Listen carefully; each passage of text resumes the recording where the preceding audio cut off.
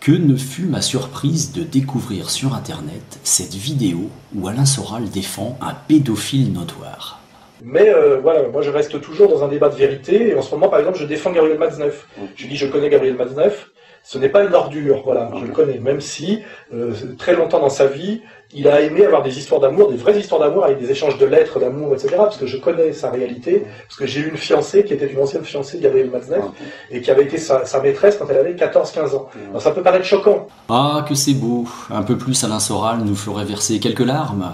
Les belles histoires d'amour de Gabriel Matzneff avec des mineurs. Alors... Come on to the radio, it's Friday night and I won't be long. Gotta do my hair, I put my makeup on. It's Friday night and I won't be long till I hit the dance floor, I got all I need. Delek. Bonjour les amis, j'espère que vous allez bien, je suis Lama Kunzang. Et si je vous disais qu'il y a un fil qui permet de relier toutes les perles de la modernité, de l'assassinat du petit-fils du prophète Mohammed, la paix sur lui, de l'assassinat de Saddam Hussein et de Oussama Ben Laden, des attentats du 11 septembre, des réseaux pédophiles en France, de Matzneff, de Soral, de la secte Chabad Lubavitch, ces juifs déguisés en statue de l'île de Pâques qui se mettent à danser, ce fameux Rav Smerson, qui est le gourou de Netanyahou, de Bolsonaro, de Trump et de Poutine, et qui est derrière l'idée messianique générale de la nécessité d'une troisième guerre mondiale. Et s'il y avait un lien entre tous ces faits, un espèce de code qui permettrait de décoder l'intégralité de la modernité. Et pourquoi, dès qu'on creuse sur la franc-maçonnerie, on trouve le personnage de Lucifer?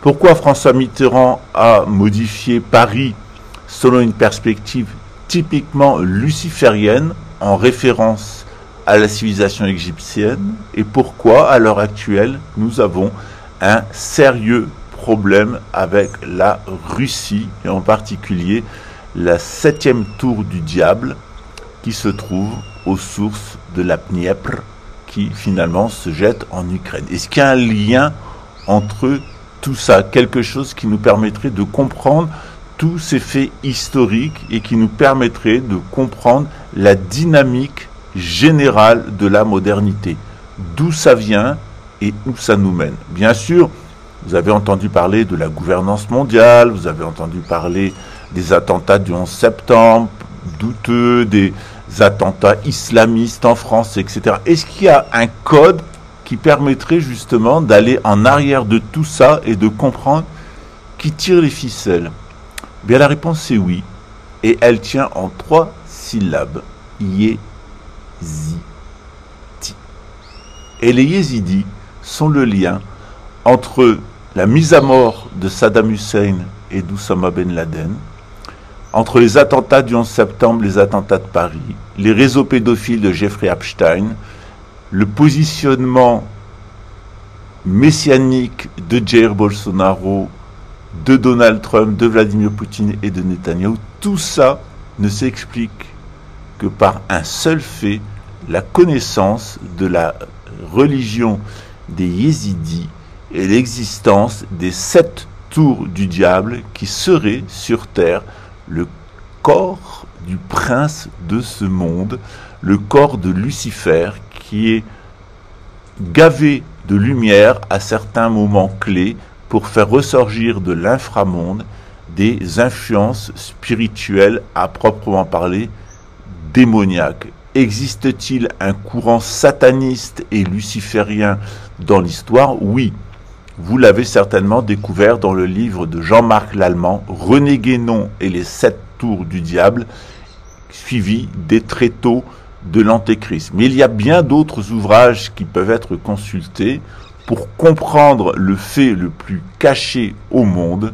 L'élite qui gouverne le monde, qu'elle soit communiste, fasciste, socialiste ou libérale, cette pseudo-élite pratique un culte, et ce culte a son origine au Kurdistan, dans une peuplade qui le véhicule et qui porte le nom de Yézidi. Ce culte, c'est le culte du yazidisme, au centre duquel figure le dieu Pan, Azazil pour les Sumériens, qui n'est autre que la personne de Lucifer. Et dans le cadre de ce culte, tout s'explique.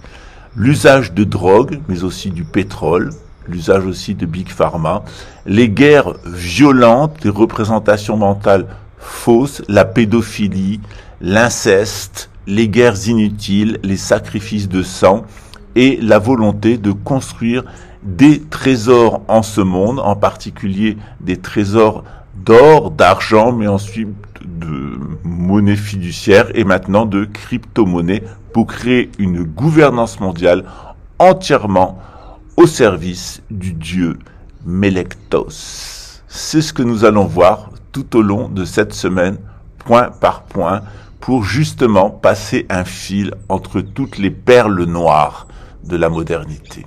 À cette semaine.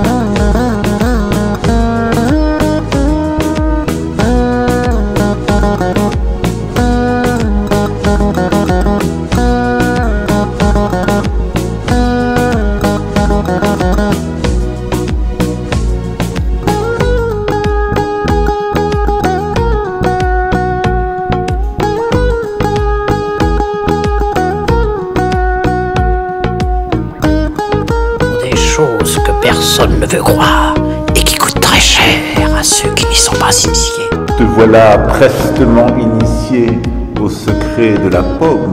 En feras-tu bon usage?